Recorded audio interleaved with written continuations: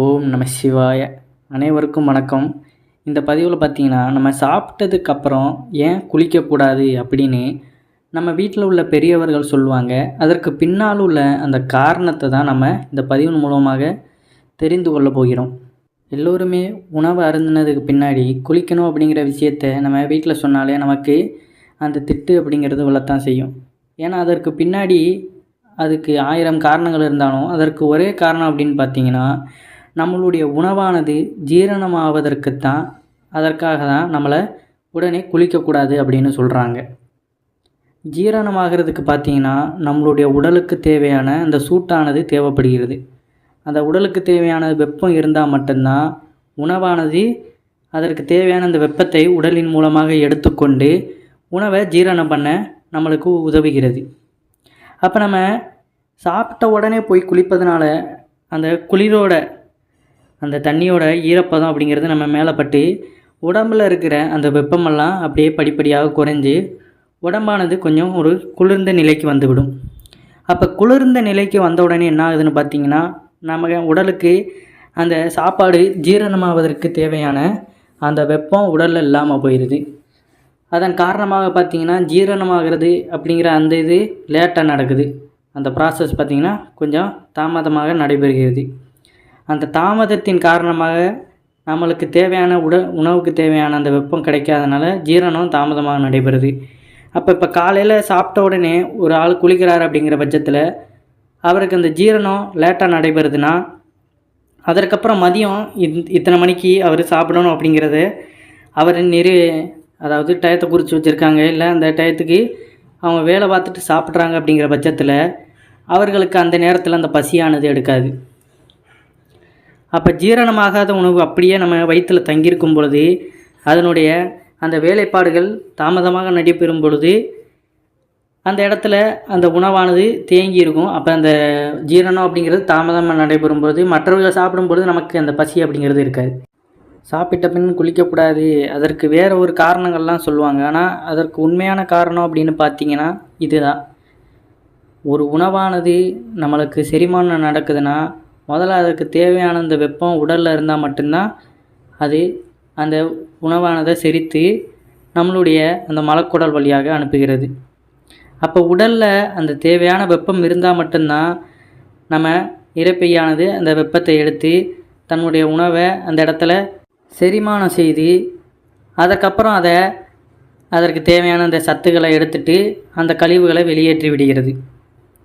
அப்போ எப்பொழுதுமே ஒரு மனிதன் பார்த்திங்கன்னா சாப்பிட்றாங்க அப்படிங்கிற பட்சத்தில் கொஞ்ச நேரம் ஒரு மணி நேரம் அப்படின்னு பார்த்து நம்மளுக்கு தேவையான அந்த செரிமானம் ஆனதுக்கப்புறம் தான் நம்ம குளிக்கிறது அப்படிங்கிறது போகணும்.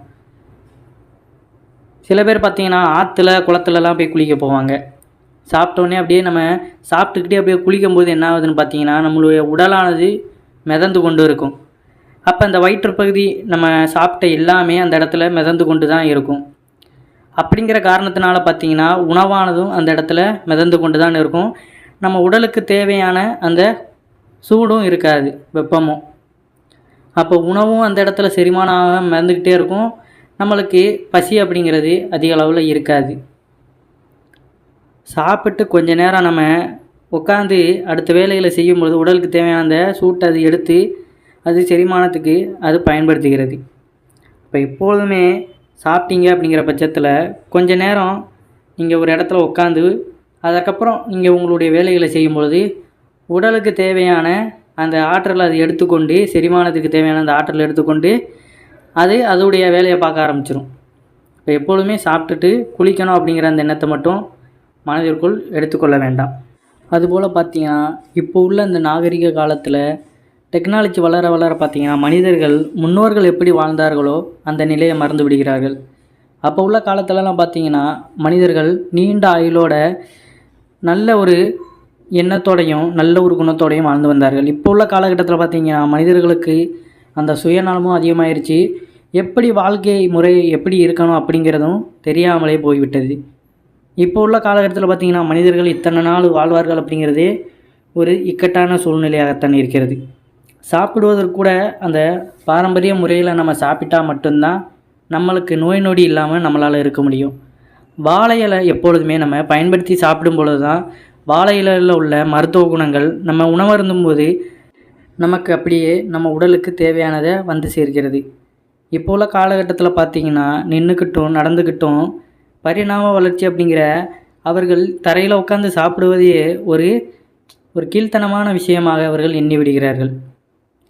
நம்ம நின்றுக்கிட்டு நம்ம நடந்துக்கிட்டு சாப்பிடுவதனால இல்லை நம்ம டைனிங் டேபிளில் இப்போ உள்ள காலகட்டத்தில் பார்த்திங்கன்னா மனிதர்கள் சுற்றி ஒரு டேபிள் போட்டு அதுக்கு கீழே சேர்களை வைத்து அதற்குன்னு நாற்காலி அதெல்லாம் வைத்து ஒரு டிவி எதையோ டெலிவிஷனை பார்த்து கொண்டு தன்னுடைய வாழ்க்கையை இப்படி ஓட்டி கொண்டு சாப்பிட்டு கொண்டு இருக்கிறார்கள்.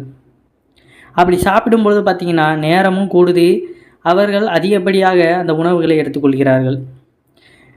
எப்பொழுதுமே சம்மணம் போட்டு தரையில் அமர்ந்து இலை போட்டு சாப்பிடுவது தான் ஒரு சிறந்த ஒரு உணவருந்துவதற்கான ஒரு நல்லது ஒரு வழியாக இருக்கும். இப்போ உள்ள காலகட்டத்தில் பார்த்திங்கன்னா முன்னோர்கள் வழிகளை யாருமே பின்பற்றுவது கிடையாது. இதனால் நமக்கு பலவித நோய்கள் தான் வந்து சேருகிறது. நிறைய மனிதர்கள் பார்த்திங்கன்னா நம்ம இறந்து போவதை நிறைய நம்ம தினமும் பார்க்கலாம். சிறு வயது குழந்தைகள் முதல் அப்போ முதிர்ச்சி அதாவது முதிர்ச்சி கூட அடையாத 50 வயதுக்குள்ளேயே நிறைய மனிதர்கள் பார்த்திங்கன்னா இறந்து கொண்டு தான் இருக்கிறார்கள். எல்லாம் அந்த பழக்க வழக்கங்கள் எல்லாருக்குமே மாறும் பொழுது இப்பேற்பட்ட சூழ்நிலைகள் நடந்து கொண்டு தான் இருக்கிறது. முன்னோர்கள் எப்படி வாழ்ந்தார்களோ அந்த வழியை நம்ம பின்பற்றி வாழணும். ஏன்னா மனிதர்கள் உணர்வது கிடையாது. இந்த வாழ்க்கை அப்படிங்கிறது இறைவன் நமக்காக கொடுத்தது, இறைவன் தான் படைத்திருக்கிறாரு. அப்போ அந்த சூழ்நிலையில் நம்ம எப்படி இருக்கிறோம் அப்படிங்கிறத நம்ம நினைத்து கொள்ளணும். அப்போ பார்த்திங்கன்னா மற்றவர்கள் சொல்லுவாங்க, இன்னும் இதே இதுலேயே மாறாமே இருக்கிறியே அப்படிங்கிற டெக்னாலஜிக்கு தகுந்தாப்பில் மாறிக்கொண்டு அப்படிங்கிற அந்த மாதிரியெல்லாம் பேசுவது உண்டு. அவர்களுக்கு தெரியாது அதில் எவ்வளோ பெரிய தீங்கான விஷயம் இருக்குது, அதனால் பின்விளைவுகள் எவ்வளோ மோசமாக இருக்குது அப்படிங்கிறது அவர்களுக்கு புரிய போவது கிடையாது. அதனால் நம்மளுக்கு எப்படி நம்ம வாழ்கிறோமோ அதை நினைத்து நம்ம சந்தோஷப்பட்டு வாழ்கிறோமே தவிர அடுத்தவர்கள் எப்படி வாழ்கிறாரோ அதெல்லாம் நமக்கு தேவையே கிடையாது. இறைவன் நமக்கான அந்த பாதையை நமக்கு வழிவகுத்து கொண்டு தான் இருக்கிறார். அப்போ இப்படித்தான் சாப்பிடணும். மற்றவர்கள் சாப்பிடுவாங்க, நம்ம தரையில் உட்காந்து சாப்பிட்றதுனால நம்ம ஒன்றும் தாழ்ந்து போகிறது கிடையாது. அவங்க டேபிளில் உட்காந்து சாப்பிட்றதுனால அவர்கள் உயர்ந்தவர்களும் கிடையாது. அனைவரும் சமந்தான். பழக்க வழக்கம்தான் மாறி போய் இருக்கிறது. அப்போ இன்றைய காலகட்டத்தில் பார்த்திங்கன்னா நம்ம தான் அதை உணர்ந்து செயல்படணும். மற்றவர்கள் எப்படியும் வாழ்ந்துட்டு போகிறார்கள், அதை நம்மளுக்கு தேவையே கிடையாது. நம்மளுக்கு முன்னோர்கள் எப்படி அறிவுறுத்தி கொண்டு போயிருக்கார்களோ அந்த வழியில் பின்பற்றி வாழ்ந்தால் மட்டும்தான் நம்மளும் அந்த ஆரோக்கிய குணத்தோடு வாழ முடியும். அப்போ எப்போதுமே ஒரு வேளையாவது மதியம் சாப்பிடும்போதுமாவது அந்த வாழையில் போட்டு நம்ம பரிமாறி சாப்பிடும் பொழுது அந்த வாழையில் உள்ள நற்குணங்கள் நமக்கு அப்படியே வந்து சேர்கிறது. அதுபோல் பார்த்திங்கன்னா ஒருத்தர் சாப்பிட்டதையும் மற்றவர்கள் சாப்பிட தேவையில்லை, அதை நம்ம தூர போட்டுடலாம். அதை ஆடு மாடுகள் சாப்பிட்டு கொண்டு இருந்துக்கலாம். இப்போ பார்த்திங்கன்னா நம்ம பலவித பாத்திரங்கள் யூஸ் பண்ணுறோம், அதை கழுவி யூஸ் பண்ணுறோம். இதெல்லாம் தொன்று தொட்டு வருகின்ற அந்த பழக்க முறை கிடையாது. ஏன்னா இலைகளில் பார்த்திங்கன்னா மருத்துவர்கள் கூறுவது எப்பொழுதுமே அந்த மருத்துவ குணம் அப்படிங்கிறது இருக்கிறது தான் செய்கிறது. இப்போ எப்பொழுதுமே அந்த பாரம்பரிய முறையை நம்ம பின்பற்றினா மட்டும்தான் நம்மளுடைய வாழ்க்கையானது அதிக காலம் வாழ்வதற்கு வழிவகுக்கிறது. இப்போ மற்றவர்கள் எப்படி வாழ்கிறார்கள் அதெல்லாம் நமக்கு தேவை கிடையாது. நீங்கள் எப்படி அந்த வாழ்க்கையை பின்பற்றி வாழ்கிறீர்கள் அதுதான் முக்கியம். ஏன்னா நீண்ட ஆயுளோட ஒரு முன்னோர்கள்லாம் வாழ்ந்துருக்காங்கன்னா அதற்கு பின்னால் உள்ள ரகசியம் இது தான். இப்போ உள்ள காலகட்டத்தில் எல்லாமே மாறி போனதுனால தான் தங்களுடைய வாழ்க்கையுமே மாறி போயிடுச்சு. இப்போ உள்ள ஒரு கடைக்கு போகிறத கூட காலார நடந்து போகிறத விட அவர்கள் அதற்கான ஒரு வண்டியை பயன்படுத்தி போகிறார்கள்.